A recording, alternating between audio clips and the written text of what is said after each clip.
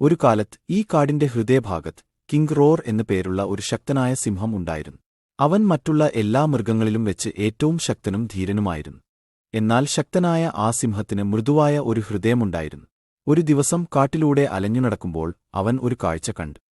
ഒരു ചെറിയ എലി ഒരു ഭാരമുള്ള മരത്തടിയുടെ അടിയിൽ കുടുങ്ങിക്കിടക്കുന്നു. സിംഹത്തെ കണ്ടപ്പോൾ അവൻ തന്നെ രക്ഷിക്കണം എന്ന് അപേക്ഷിച്ചു. പകരം തന്റെ സഹായം ആവശ്യമുള്ളപ്പോൾ തിരിച്ചു സഹായിക്കാം എന്നും പറഞ്ഞു. സിംഹം ഒന്ന് ചിരിച്ചു, എന്നിട്ട് എലിയെ മോചിപ്പിച്ചു.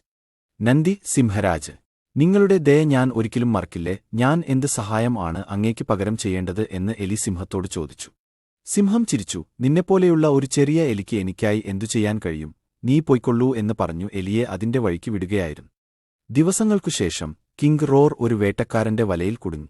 രക്ഷപ്പെടാൻ അവൻ പാടുപെടുകയും മുരളുകയും ചെയ്തു. പക്ഷേ എത്ര ശ്രമിച്ചിട്ടും അവൻ രക്ഷപ്പെടാൻ കഴിഞ്ഞില്ല. അവന്റെ പ്രതീക്ഷ നഷ്ടപ്പെടാൻ പോകുമ്പോൾ അവൻ അന്ന് രക്ഷിച്ച അതേ ചെറിയ എലി അതുവഴി വന്നു.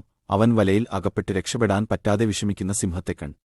പെട്ടെന്ന് തന്നെ അവൻ വലയുടെ കണ്ണി എല്ലാം കടിച്ചു മുറിച്ചു സിംഹത്തെ രക്ഷപ്പെടുത്തി. സിംഹം എലിയോട് തന്നെ രക്ഷിച്ചതിന് നന്ദി പറഞ്ഞു.